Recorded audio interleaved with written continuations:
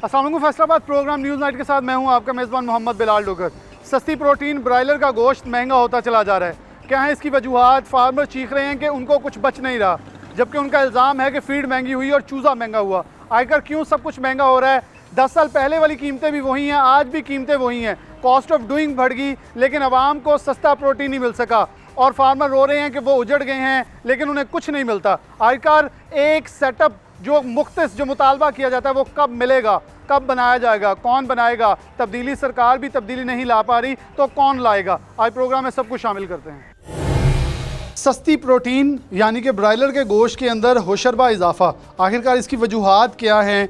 हमेशा से हम यकीन तौर पर दुकानदार के पास जाते हैं, गाहक रोते हैं, दुकानदार रोता है, कीमतें बहुत बढ़ गई हैं, लेकिन हमेशा से मेरी कोशिश ये रही है प्रोग्राम के अंदर उन बुनियादी चीज़ों को मद्देनज़र रखा जाए, उन स्टेक होल्डर्स को लिया जाए कि आखिरकार क्या वजूहात हैं, इन्हें कैसे सस्ता किया जा सकता है। तो प्रोग्राम में हमारे साथ डॉक्टर सजाद, बल्कि दोनों डॉक्टर सजाद मौजूद हैं।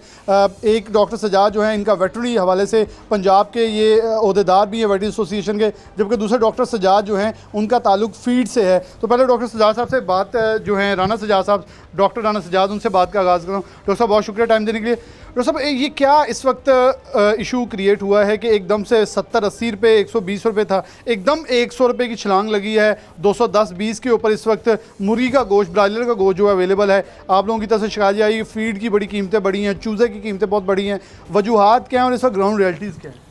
अस्सलाम वालेकुम, बहुत शुक्रिया आपका। आप हमेशा बड़ा पोल्ट्री इंडस्ट्री के साथ आपका कोऑपरेशन रहता है। पोल्ट्री इंडस्ट्री में ये बड़े डिफरेंट सिनेरियो में चलती है। इसका बेसिक ये होता है कि जब रेट बढ़ते हैं उस वक्त अगर फार्मर को कुछ 2 रुपये बचते हैं तो वो जब मुश्किल हालात आते हैं वो उसको कंपनसेट करता है। अभी जो हमारा सिनेरियो, अभी तक हम प्रॉफिट में नहीं गए। ये जो 200 रुपया लग रहा है, 200 रुपये में फार्मर प्रॉफिट में नहीं है, लॉस में अभी भी।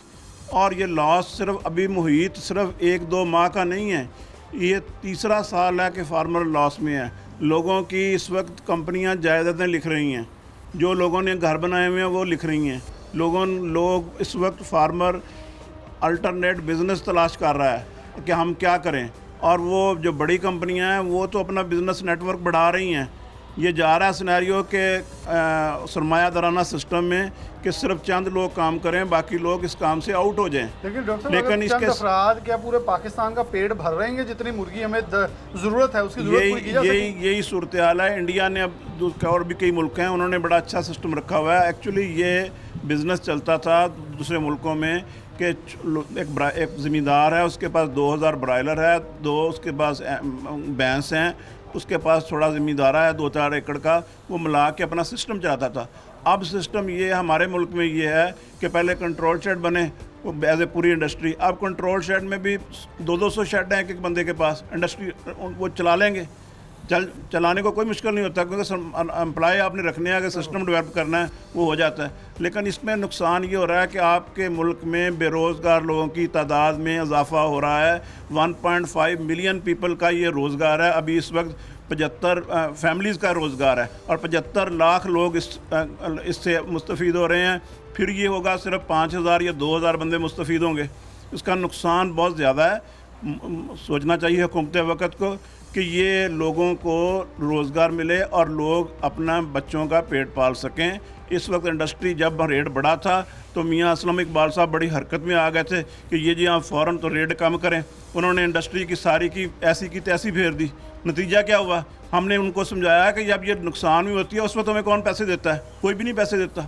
अभी नुकसान में गई है तो पिछले काफ़ी अर्से से अब नुकसान में है, किसी ने भी नहीं सुना। याद है जब 120 रुपये 70 रुपये आप लोगों से उठाया जा रहा था तो आप लोगों के रोज़ मैसेज कॉल आते थे कि खुदा रहा इसके ऊपर प्रोग्राम करें, अब हम लुट गए, मर गए हैं। हाँ, लेकिन अब 200 के करीब रेट गया तो अब दुकानदार कहते हैं ये भी प्रोग्राम ना कीजिएगा क्योंकि हम मर जाएंगे, क्योंकि अगर आपने किया, क्योंकि अब रेट थोड़ा सा ऊपर आया हमें रेट का। लेकिन एकदम से ये फ्लक्चुएशन क्यों आ रही है? ये फ्लक्चुएशन इस तरह है कि जब हमें फार्मर को नुकसान होता है, फार्मर चूज़ा डालना छोड़ देता है, और वो जब चूज़ा डालना छोड़ देता है, चूज़े की ब्रीडिंग कंपनीज़ को नुकसान होता है। जब चूज़े की ब्रीडिंग कंपनी को नुकसान होता है, वो चूज़े की तादाद अपने ब्रीडर को कम करते हैं, चूज़े की तादाद कम होती है। 2 वजह से पोल्ट्री में अब सिर्फ रेट पैसे बचते हैं, जो पिछले 8-10 साल से अब ये रूटीन चल रही है। 2 वजह से ये बड़ी थंब रूल बन गया है। एक तो ब्रीडर कम हो, फिर और दूसरा डिजीज़ आ जाए ब्रायलर में, लोगों के आधे बर्ड मर जाएँ, आधे बच जाएँ तो रेट बन जाएगा। अदरवाइज़ रेगुलर रूटीन में एज ए बिज़नेस रेट नहीं बनता। अब ये काफ़ी अरसे से चल रहा है, लोगों ने इसीलिए ये इंडस्ट्री जो है ये अब बुरी तरह मुतासर हो चुकी है। लोगों के चूल्हे बुझ चुके हैं, लोग बड़े परेशान हैं, फार्मर परेशान हैं, मकरूज़ हैं। कर्ज सारी जितनी हम 80% एनर्जी जो है वो लग रही है पैसे लेने देने में। जो पंचायतें हो रही हैं, जो थाना कचहरी हो रहा है, लोग बस यही काम हो रहा है।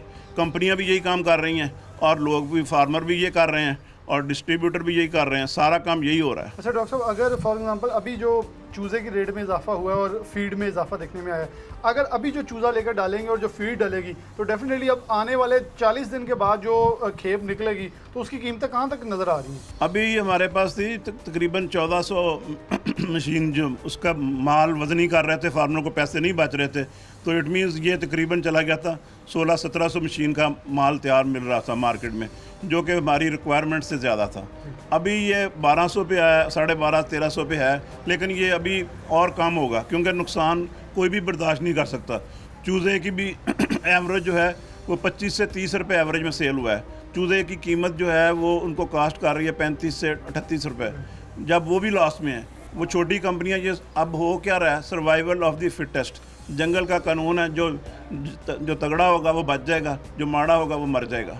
जो तगड़ा होगा वो बच जाएगा, जो माड़ा होगा वो मर जाएगा। इमरान खान साहब हमेशा से कट्टे पाल या मुर्गियों के हवाले से प्रोग्राम की बात करें। अस्सलाम वालेकुम। वालेकुम सलाम। अच्छा, आप लोग क्यों फीड के ऊपर रेट बढ़ाई जा रहे हैं? क्या उसमें डाल रहे हैं कि फीड कह रहे हैं बड़ी 2-2 लाख रुपया गाड़ियों पीछे बढ़ गया है, चीखे मार रहे हैं फार्मर के जी, जो फीड वाले हैं वो हमें मार के, बल्कि फीड वाले खुद भी अब तो फार्मर भी हैं, खुद फीड वाले भी हैं, लेकिन आप लोगों के ऊपर सारा इस पर मुद्दा जो डर रहा है। बेसिकली जब ये होता है ना कि ओवर प्रोडक्शन होती है किसी चीज़ की, तो उसकी डिमांड बढ़ जाती है।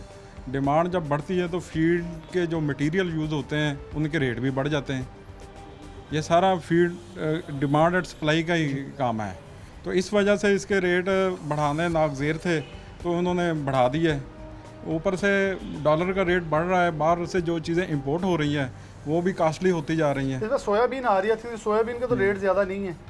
अब हाल ही में 14-15 रुपये केजी का बढ़ गया है सोयाबीन। हाँ जी, और जो मकई थी वो 800-900 रुपये में थी, वो 1200 से प्लस चली गई है। क्योंकि मेरे इल्म के मुताबिक कल अभी 1000 तक मिल रही थी, नहीं लेकिन नहीं आपने नहीं, जो बताया 1200 प्लस पे सेल हो रही है। और गंदम 2400 से ऊपर है। हाँ जी, गंदम 2400 से ऊपर है। तो अब कैसे क्या किया जाए? अब इसका वाहद हल यही है कि ब्रीडिंग कंपनियां या गवर्नमेंट इन्वॉल्व हो, जो जीपी पेरेंट लाते हैं इधर कंपनी है, वो अपना रिस्ट्रिक्टेड करें, आगे से प्रोडक्शन कम हो तो उससे फीड की सेल भी कम होगी, डिमांड भी कम होगी, रेट भी अच्छा बढ़ेगा। लेकिन कौन वैसे चाहेगा? फीड मिलों के जो मालिकान है वो तो कभी भी नहीं चाहेंगे कि हमारी डिमांड कम हो, वो तो कहेंगे और आए ताकि और बिके, हमें और पैसे बचे।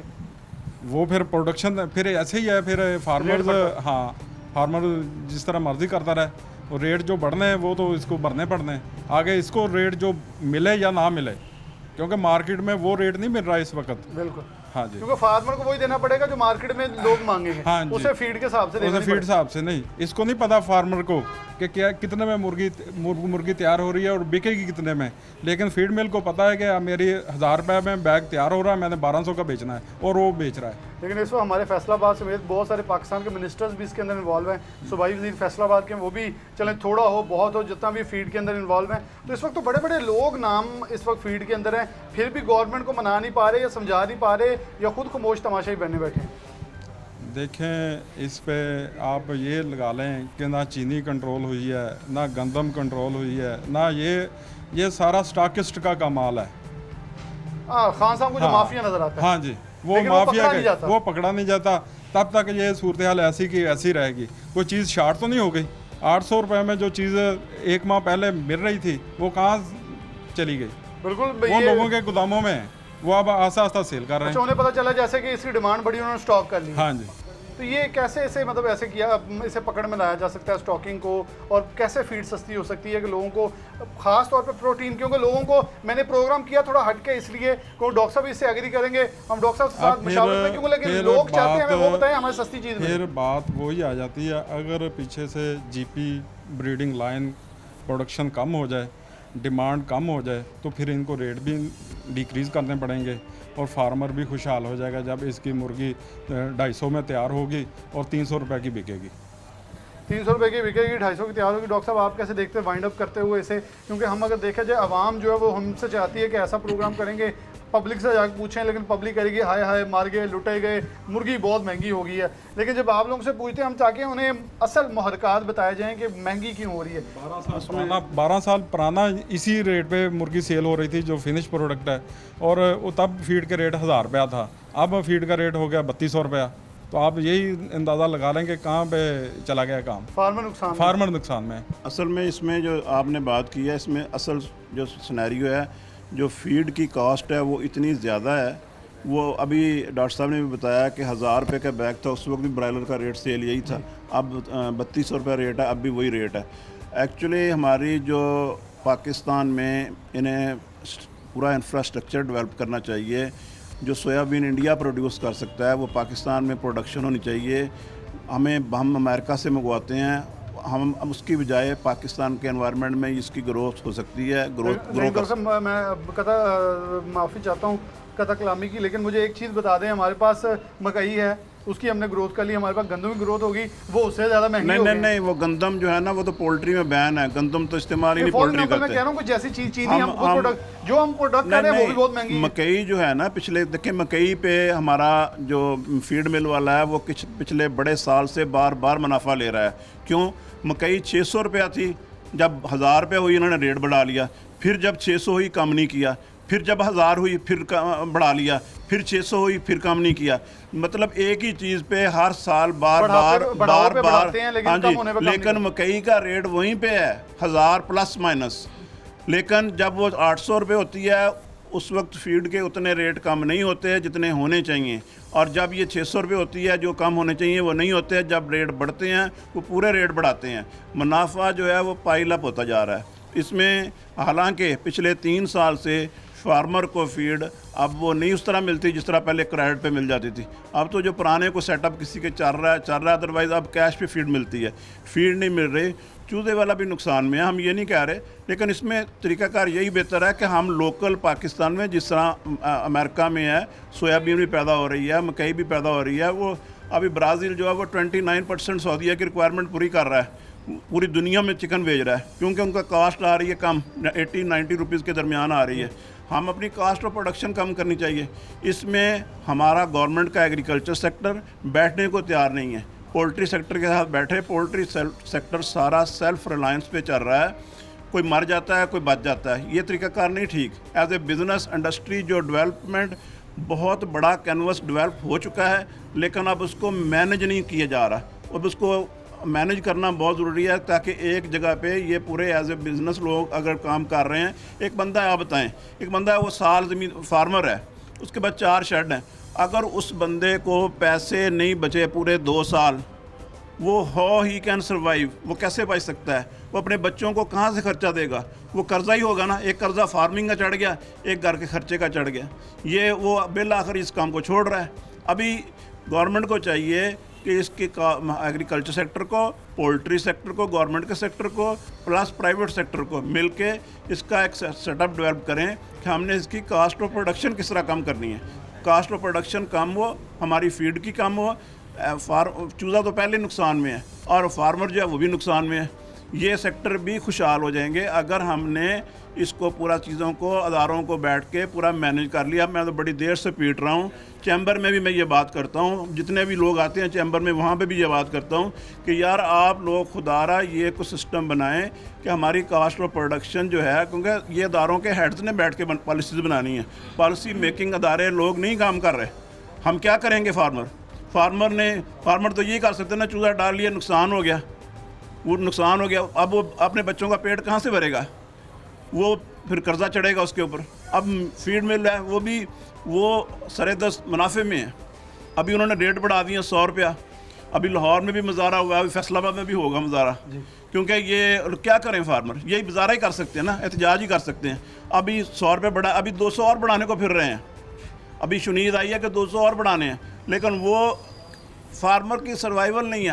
अगर वो रेट नहीं बढ़ाएंगे तो वो क्या करेंगे, उसकी FCR कम कर देंगे। FCR कम करेंगे फिर भी फार्मर नुकसान में है। उनके पास हर ऑप्शन है, लेकिन ये ऑप्शन ठीक नहीं है, वो भी नहीं चाहते। बिज़नेस एज ए बिज़नेस काम होना चाहिए, जिस तरह बाकी इंडस्ट्रीज़ में है। मुनाफा कम कबूल है, लेकिन लगातार 25-25 लाख रुपया एक एक हाउस में कम हो जाता है। वो पैसे कहाँ से आएंगे? वो पैसे कहाँ से आएंगे? डॉक्टर साहब की बात बहुत ही सही है कि कारोबार को एक मुनज़्ज़म पॉलिसी होनी चाहिए जिसके तहत चलाना चाहिए। ये एक ऐसी इंडस्ट्री जिसने पाकिस्तान को बहुत ज़्यादा रेवेन्यू जनरेट करके दिया है, लेकिन इस रेवेन्यू से मिल क्या रहा है? कुछ भी नहीं, क्योंकि हुकूमत जो है वो कमा रही है, लेकिन इन लोगों के लिए कुछ भी ठोस इकदाम नहीं करी। एक छोटी सी ब्रेक लेते हैं, दोबारा हाजिर होते हैं।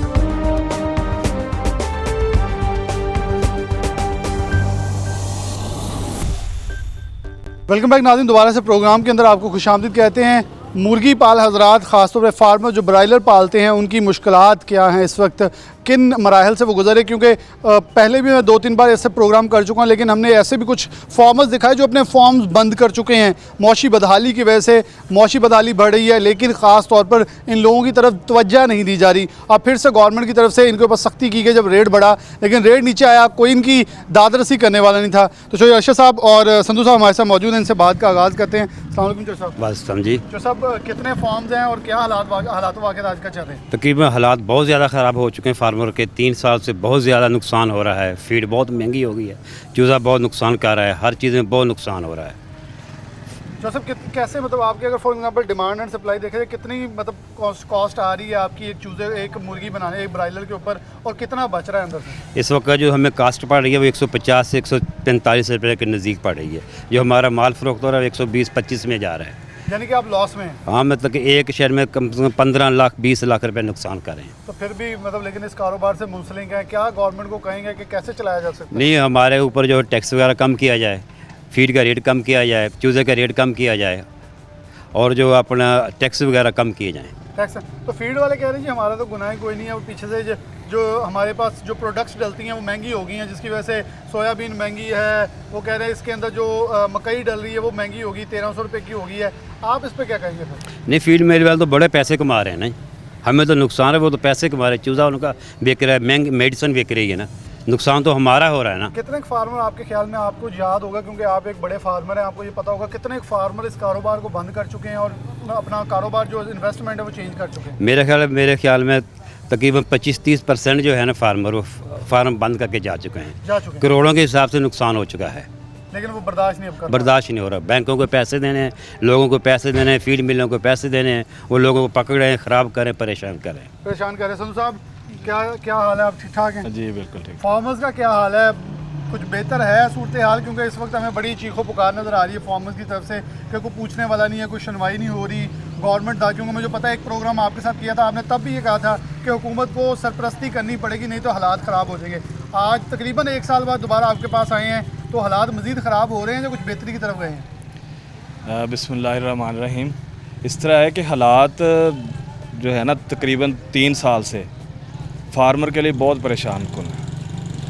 एक दफ़ा ये कोरोना के बाद हमारा रेट बढ़ना शुरू हुआ, उसकी वजह से हमें ऐसा लग रहा था कि कुछ हमारे जो नुकसान हैं वो पूरे हो जाएंगे, तो गवर्नमेंट ने रेट को कैप कर दिया, छापे मारने लग गए, मजिस्ट्रेट दुकानें बंद करने लग गए। उसकी वजह से जो हमें कुछ 10 दिन 15 दिन रेट मिलने थे वो भी ना मिले, और उसके बाद फिर वही अब वो 120, 115, 110 पे, 100 पे, बल्कि 90 रुपीज़ तक हमारा सेल हुआ है। मुझे याद है कामरान गिलानी साहब ने मुझे कॉल करके कहा कि 70 रुपये का अब तो बिक रहा है गोश्त। अभी कोई अब आप प्रोग्राम करें, मैं जी प्रोग्राम तो आपके ऊपर करेंगे, लेकिन उसके 1 हफ्ते बाद ही रेट बढ़ा। अब एकदम से 70 रुपये जब बिक रहा था, उसके बाद जैसे चौधरी साहब ने बताया कि 155 तक जो हमारा कॉस्ट है, लेकिन 125 तक बिक रहा है, लेकिन गोश्त मार्केट में 200 से ऊपर बिक रहा है। इतनी बड़ी चेंज, फ्लक्चुएशन और रेट्स के अंदर हेर फेर कैसे हो जाता है? ये इसमें कोई इतना नहीं कुछ साइंस नहीं है, ये अभी भी हम लॉस में हैं। हम जब 130-135 से ऊपर रेट जाएगा ना तो हमारी कॉस्ट ऑफ प्रोडक्शन इस रेट वाली पूरी होगी। अब जो नेक्स्ट हम चिक्स प्लेस कर रहे हैं वो 45-50 रुपीज़ वाले हैं, वो हमें 150 से अबव उनकी कॉस्ट पड़ेगी। ये मेरा सवाल पहले भी था कि अगर अब चूज़ा जो है वो आपको 50 तक मिल रहा है, जो कि 25, 30, 35 तक था, और फीड जो कि 100 से 200-300 ज़्यादा इजाफा हुआ, जिसका एहतजाज भी लाहौर में और दीगर शहरों में शुरू हो चुका है, तो फिर क्या आने वाले 40 दिन के बाद कितने रुपए किलो मिलेगा? क्या 300-400 से ऊपर मिलेगा? क्योंकि कॉस्ट जो है वो तो बहुत ज़्यादा बढ़ी है। 300-400 रुपये हो नहीं ना सकता, डिमांड सप्लाई पे है, कितनी की डिमांड बढ़ जाएगी, फार्मर ने फिर नुकसान ही करना है। इतना महंगा चूज़ा डाल के, इतनी महंगी फीड डाल के फार्मर को सिर्फ ये लालच है कि रबी अव्वल आना है, कोई शादियों का सीज़न शुरू होगा, वो अपना को किसी से मांग के कर्ज़ लेके लोन लेके फिर नए सिरे से इन्वेस्टमेंट कर रहे हैं। लेकिन इतनी जो कास्ट ऑफ प्रोडक्शन इतनी ज़्यादा हाई पे चूज़ा डालेंगे तो फिर नुकसान होने का ख़तरा है। तो मतलब कितनी देर होगी आपको इस कारोबार से मुंसलिक, और कितने पैसे लगा चुके हैं और कितने उजाड़ चुके हैं? ये तकरीबन 20 साल से कर रहे हैं, तो पैसे तो बेतहाशा नुकसान किया। ये गुज़श्ता 3 साल से ज़्यादा नुकसान हो रहा है। पहले ये होता था कि आपको एक फ्लाग में नुकसान हुआ है, एक में बच गए हैं, एक में बराबर हो गए हैं, निज़ाम चलता था। अब निज़ाम नहीं चल रहा, अक्सर लोग परेशान हैं। तकरीबन फैसलाबाद में 70 to 80% जो ओनर्स हैं ना जेन्युइन, वो अपने फार्म बंद कर चुके हैं, वो किराए पे चल रहे हैं। कोई इन्वेस्टर आ जाता है, कोई बंदा उठता है, वो किराए पे लेके शुरू कर लेता है। अगर इसी तरह ये साल और निकल गया तो फिर ये सारा काम जो है ना ये फिर कंपनीज़ के हाथ में चला जाएगा। एक बड़ी मिसाल दी जाती है कि अगर ब्रायलर का गोश्त अवेलेबल ना हो तो लोग एक दूसरे को खा जाएं। तो जो हालात आप बता रहे 1 साल बाद अगर ऐसा सिलसिला रहा तो बड़ी कंपनीज क्या पूरे पाकिस्तान का वजन उठा हाँ, सकें? यही मैं आपको बात बताने लगा हूँ। ये बड़ी लम्बा फिक्रिया है। 1 साल 6 माह यही चल गया ना सिस्टम, तो ये सारा बिज़नेस चला जाना कंपनीज़ के हाथ में। तो जिस तरह ये सारे प्रोसेसिंग वाला बेच रहे हैं ना हमारे से 70 रुपये किलो 80 रुपये किलो लेके, तो आगे ये 800 रुपये किलो नगट्स और ये टेंडर पॉप्स ये सारा कुछ बिक रहा है। ये इसी तरह फ्रोज़न मीट मिलेगा और ये कंपनीज़ जो हैं ये गवर्नमेंट के साथ मिल के अपने रेट्स भी सही लेंगी। और जो भी फार्मर 200 रुपये किलो पे जाके ये जो आवाम का शोर डल जाता है ना कि मर गए महंगाई होगी, ये 800 रुपये किलो लेंगे गोश्त इन्हीं कंपनीज़ से। जब ये फार्मर छोटा मर जाएगा ना, कंपनीज़ ने अपने रेट्स निकालने हैं, गवर्नमेंट में उनके बंदे होते हैं, उन्होंने अपने रेट्स जो हैं वो अपने आउटलेट्स पे बेचेंगे तो लेने पड़ेंगे, मेकअप करके थोड़ा बेचेंगे तो लेकिन हमें खरीदने पड़ेंगे, क्योंकि लोग कहते हैं चले जी वो साफ़ है, वो सुथरा है, लेकिन ये नहीं देख रहे आ तो वहीं से रहा है। पब्लिसिटी होगी, फिर वो किसी का नाम नहीं लेना चाहिए जिस तरह बाकी सारे आ रहे हैं, वो फिर ये 400-500 रुपये किलो। मैं ये कहता हूँ कि उनकी ये टैक्टिक्स हैं मार्केटिंग की, लेकिन ये गवर्नमेंट को सोचना चाहिए। वो कंपनियाँ चल रही हैं, वो काम अपना कर रही हैं, अच्छा कर रही हैं, लेकिन जो फार्मर है वो कहाँ जाएगा? मैं तो ये कह रहा हूँ कि गवर्नमेंट भी उनके साथ मिली हुई है, ये फार्मर को ख़त्म कर रही है, साल में इसने ख़त्म कर देना है। जिस तरह हमें कोई नहीं ना पूछ रहा, तो ये इसी तरह इन्होंने ख़त्म करके तो बड़ी कंपनीज़ के हाथ में सारा काम चले जाएगा। तो कितना है कि वैसे आपके ख्याल में अभी तक आपके जानने वालों में फॉर्म जो हैं बंद हो चुके हैं? आप सर्वे कर लें, 70 to 80% जेन्युइन फार्मर्स जो है ना वो छोड़ चुके हैं, ये काम किराए पे चल रहे हैं, बाकी बंद हैं। किराए पे चल रहे हैं, बाकी बंद है। 70 से 80% तक बहुत बड़ी रेशो है। तो गवर्नमेंट शायद मैनिपुलेटेड तरीके से इन चीज़ों को लेकर चल रही है ताकि किसी और के हाथ में कारोबार जाए, वहाँ से जो भी आए जेबें भरें या कुछ भी करें और हालात ठीक हो जाएं। लेकिन जहाँ बहुत मॉडर्नाइज वे ऑफ मार्केटिंग या बिज़नेस है वो होना चाहिए, उसके साथ हमारा बुनियादी जो बिज़नेस है, जो मार्केट है, उसे भी सर्वाइव करना चाहिए ताकि सस्ता जो प्रोटीन है वो आम शहरी को दस्तयाब हो सके। एक छोटी सी ब्रेक, दोबारा हाजिर होते हैं।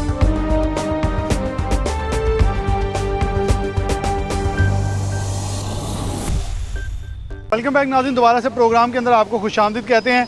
पाकिस्तान तहरीक-ए-इंसाफ के रहनुमा भी हैं, जबकि इसके साथ साथ दोनों अफराद फार्मर्स भी हैं जो मुतासरीन भी हैं और इनकी हुकूमत मुतासर कर भी रही है। अब इनसे पूछ रहे हैं कि आखिरकार वजूहात क्या हैं, क्योंकि हक़ाइक़ पे पर्दा यही उठाएंगे, क्योंकि हम बोलें तो वो कुछ PTI वाले कहते हैं, वो बुरा मान जाते हैं। तो सजाद रंधावा साहब मौजूद हैं जो कि फैसलाबाद जो डिस्ट्रिक्ट हैं उसके नॉमिनी हैं, और जबकि इसके साथ कामरान गिलानी साहब हैं जो इंसाफ ट्रेडर्स विंग जो शुमाली पंजाब है उसके जनरल सेक्रेटरी भी हैं। इनसे बात का आगाज़ करते हैं। डॉक्टर साहब बहुत शुक्रिया वक्त देने के लिए।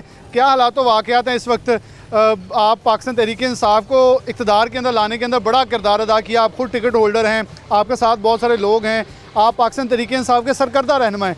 आपके दौर के अंदर क्या हो रहा है? आप खुद रो रहे हैं फार्मर के हमारे लूट लिया, मार दिया और कुछ सुनने वाला नहीं है। बिस्मिल्लाहिर्रहमानिर्रहीम। शुक्रिया बिलाल, आपने मौका दिया कि जो पोल्ट्री की जो असल हक़ाइक़ हैं उनको मीडिया तक पहुंचा सकें ताकि इसका सलूशन हो जाए। बेसिकली बात यह है कि पाकिस्तान की पोल्ट्री इंडस्ट्री कहा तो ये जाता है कि टेक्सटाइल इंडस्ट्री के बाद ये सबसे बड़ी इंडस्ट्री है, लेकिन ये मैं कहता हूँ कि अभी टेक्सटाइल इंडस्ट्री के शायद बराबर है या टेक्सटाइल इंडस्ट्री से बेहतर है। उसमें एक जो बेसिक यूनिट है ना वो फार्मर है। हर एक चीज़ का दारोमदार फार्मर पे है। बेसिक इकाई है, फीड मिल का दारोमदार फार्मर पे है, फार्मास्यूटिकल इंडस्ट्री का दारोमदार फार्मर पे है, उसके बाद चूज़े वाली कंपनियों का दारोमदार फार्मर पे है, और इससे रिलेटेड कम से कम कोई लाखों फैमिलीज़ हैं जो इसमें फार्मिंग से रिलेटेड हैं, और जो जिनकी तादाद अगर उनके फैमिली मेम्बर्स के साथ बनाई तो वो लोग करोड़ों में बनते होंगे जो इससे अटैच है। इसमें प्रॉब्लम जो है ना वो 2-3 जगह पे मैं आपको बताता हूँ कि प्रॉब्लम है क्या, जिसकी वजह से जो है ना वो हम दिन ब दिन नुकसान कर रहे हैं। पिछले 2 साल से फार्मर इतने ज़्यादा हैवी लॉसेस में है कि 30-40% लोग जो है ना ये एक्सेसिव लॉसेस की वजह से काम को बंद कर गए हैं। ठीक है, उसमें होता यह है कि सबसे पहले तो ब्रीडिंग लाइन है, जो हमारे चूज़े वाली कंपनी के ना जी, वो उनका जीपी होता है, उनको ये कैलकुलेटेड फार्म में जीपी होना चाहिए, उनको ये पता होना चाहिए, क्योंकि देखें एक फैमिली मेम्बर हैं सारे, चूज़े वाले भी, फीड वाले भी, फार्मर भी, एक प्रोसेस है, एक चेन में हम चलते हैं। अगर सबसे पहले स्टॉक, ब्रीडिंग स्टॉक्स जो जीपी के होते हैं ग्रैंड पेरेंट्स से, वो इतने होने चाहिए जितने इस पाकिस्तान में ज़रूरत है। जब वो एक्सेसिव होंगे तो डिमांड सप्लाई की बुनियाद पे ये रेट नीचे गिरेगा और फार्मर को नुकसान होगा। जब फार्मर को नुकसान होगा तो बेसिकली सारी इंडस्ट्री ऊपर तक नुकसान में चली जाएगी। तो पहला सलूशन तो ये है कि ब्रीडर फार्मिंग को अपने जो स्टॉक्स हैं वो पाकिस्तान के फार्मर की डिमांड्स के मुताबिक रखने चाहिए। दूसरी बात, दूसरा बंदा आ जाता है इसमें फीड मिलर, नो डाउट, क्योंकि जब जिस तरह आपको बताया ना कि अगर फार्मर नुकसान में होगा तो उसकी चेन ऊपर तक जाती, फीड मिलर भी सपोज नुकसान में हो सकता है, लेकिन फीड मिलर का भी रोल है इसको ठीक करने में। एक तो इन दिनों में फीड के रेट जो अभी ये इशू चल रहा है, फार्मर ने बहुत एहतजाज किया कि जब हम नुकसान में जा रहे हैं तो ये फीड के रेट क्यों इंक्रीज़ कर रहे हैं। ठीक है ना जी, ये होता ये है कि इसका डायनामिक्स क्या है जी, ये फीड में होती है बेसिकली स्टॉक की गेम। ये लोग जब फसल आती है, मक्की इंग्रेडिएंट है को ऑलमोस्ट मतलब मोर देन 50% इसमें मक्की इंग्रेडिएंट है। मक्की की फसल आती है 2 से 3 दफ़ा। ये उस वक्त जब फसल आती है तो उसको जो है ना वो ये सस्ते दामों सारे स्टॉक्स कर लेते हैं। आपने देखा होगा फीड मिल के बाहर बड़े बड़े वो साइलोज उसको बोलते हैं, इनमें उन्होंने स्टॉक किया होता है। वो जब मक्की की मतलब ऑफ सीज़न हो जाता है तो उसके बाद ये कहते हैं कि मार्केट में जो मक्की महंगी होगी। ठीक है, डेफिनेटली जब आपने स्टॉक ही कर लिया तो मक्की तो मार्केट में महंगी होना है। तो फिर ये क्या करते हैं कि वो कहते हैं कि ये हमारा स्टॉक का एक अलहदा बिजनेस है। ठीक है, और हाँ जी, नहीं स्टॉक का हमारा अलहदा बिजनेस है, जो हमने स्टॉक किया उस पर हम अलहदा प्रेफर लेंगे। अब मार्केट में मक्की का रेट 1300 रुपया है, इसके मुताबिक हम आपका इंक्रीज़ करेंगे। ये देखें, ये मैं उनसे रिक्वेस्ट करता हूँ, हमारे फैमिली मेम्बर हैं, हमारे पोल्ट्री बिजनेस के जो है ना वो मेन हेड हैं, सबसे ऊपर वाले। ठीक है ना जी, उनको ये मैं रिक्वेस्ट करता हूँ कि ये दोनों बिजनेसेस आप अलहदा ना रखें। आप स्टॉक के साथ डील ना करें और उसको करंट सिचुएशन पे नहीं, ताकि फार्मर को प्रॉपर चेक एंड बैलेंस होना चाहिए, ताकि अगर फार्मर जिंदा रहें। देखें जी, बेसिक अकाई ही फार्मर है। जब फार्मर मर गया तो क्या बचेगा। ठीक है ना, इसके साथ जो जिन लोगों के रोज़गार व्यवस्था है ना वो सारा फार्मर पे डिपेंड करता है। देखें जी, ट्रांसपोर्टेशन का बिज़नेस है, फीड लेके आनी जानी, एग्रीकल्चर मोर देन 30% एग्रीकल्चर जो प्रोड्यूस हो रही है जिसमें मक्की है, उसका बहुत सारा शेयर जो है ना वो हमारे पोल्ट्री कंज्यूम कर रही है। अगर ये इंडस्ट्री बंद हो जाएगी तो फार्मर भी, ज़िम्मेदार रुल जाएगा, ट्रांसपोर्ट वाले रुल जाएंगे, इसके साथ और अलाइड इतना बड़ा जो मामला है सारा ना जी। ठीक है ना, तो इसलिए मैं ये कहता हूँ कि इसको इस तरीके से पेरेंट्स अपना ब्रीडर वाले अपने को स्टॉक को मैनेज करें कि जितनी डिमांड है यहाँ पे उसको मैनेज करें। ठीक है, और ये फीड वालों से ये रिक्वेस्ट है कि खुदारा आप इस निज़ाम से इस सिस्टम को चलाएं। नो डाउट हम ये समझते हैं कि मार्केट में कीमतें जो है ना वो मटीरियल्स की अप हो जाती हैं तो उनको करें, लेकिन अगर आप फार्मर का नुकसान, अपना फार्मर का ख्याल नहीं करेंगे तो कैसे ये इंडस्ट्री सर्वाइव करेगी। 30% तो पहले मैं पिछले 21 साल से इस पोल्ट्री के फार्मिंग से और इस बिज़नेस से व्यवस्था हूँ। मैं कम से कम आपको जो ना वो सैकड़ों में लोग बता सकता हूँ जो इस काम को छोड़ गए हैं, और छोड़ने की वजह सिर्फ और सिर्फ वजह यही है कि नुकसान है। आज के हालात में भी अभी जो आप कह रहे हैं ना जी, एक सिस्टम होता है। मैं आपके तवज्जो से जनरल आवाम को भी एक पैगाम देना चाह रहा हूँ कि अगर आप मार्केट में जब गोश्त का रेट 250 रुपये किलो हो तो हम ब्रेक इवन पे होते हैं। 250 से नीचे जब भी आपने गोश्त को, ब्रायलर के गोश्त को ख़रीदना है, उसमें आपके माइंड में होना चाहिए कि हमारा इस मुल्क का जो फार्मर है ना वो नुकसान में जा रहा है। ठीक है ना जी। अच्छा, उससे आगे वाली बात यह है कि अब आ जाएं, क्योंकि मैं पाकिस्तान तहरीक इंसाफ का नुमाइंदा हूँ। इन दोनों जो बड़े हमारी इंडस्ट्री में बड़े हैं, चूज़े वाले और फीड वाले, इनको तो मैंने रिक्वेस्ट कर ली कि ये मामलात ऐसे होने चाहिए। अगर ये मामला इनके कंट्रोल से बाहर, तो फिर हम अपनी गवर्नमेंट से ये रिक्वेस्ट करेंगे कि इसके रूल एंड रेगुलेशन बनाएं। जितनी इस मुल्क में जो डिमांड है उसके मुताबिक सारा सिस्टम चेक एंड बैलेंस करें। कुछ क्योंकि इन दिनों में कोई कोरोना की सिचुएशन में भी हैवी लॉसेज हुए। 2 साल से पाकिस्तान में जो कारोबारी हमारी ब्रायलर की सिचुएशन थी उसमें भी हैवी लॉसेज जो हमें हुए हैं, उसमें हम को टैक्सेस की मद में गवर्नमेंट से कहेंगे कि फीड मिल को भी वो टैक्सेस में को बाहर से आने वाली ड्यूटीज़ में, ठीक है ना, वो रिलीफ दे। फार्मर को लोनिंग वाले मामले में है उनको लोन दें फ्री। अगर फ्री ऑफ इंटरेस्ट लोन नहीं दे सकते तो चलो उनका जो को 2, 3, 4, 5% पे कर दें, ताकि देखें जी करोड़ों लोगों का रोज़गार इसमें वाबस्ता है, ठीक है ना जी। इससे करोड़ों लोगों का रोज़गार जो वाबस्ता है। कामरान गिलानी साहब मौजूद हैं, नॉर्थ पंजाब के ट्रेडर्स विंग के नुमाइंदा भी हैं, जनरल सेक्रेटरी भी हैं। कामरान साहब, आप कैसे देखते हैं, कैसे इस चीज़ को पुटअप करेंगे, कैसे अपनी यूनियंस के साथ बात की है, कैसे किसानों के मसाइल हल करवा रहे हैं? देखें, वैसे तो जो फार्मर है एग्रीकल्चर के रेलिवेंट ही है जो है अपना ये मामला जो है। मेन इस वक्त हमारा जोन सा मसला है ना जी, पहले हमारे पे एक बम गिरा हुआ था, ये पिछले दिनों भी आपने प्रोग्राम किया जी, रेट बहुत इंक्रीज़ हो गए। वो आपको बताया कि लॉकडाउन की वजह से जब फार्मर मर गया, ट्रांसपोर्ट ना पहुंच सकी, तो लोगों ने मस्जिदों में ऐलान करके भी चूज़ा जो है अपना वो।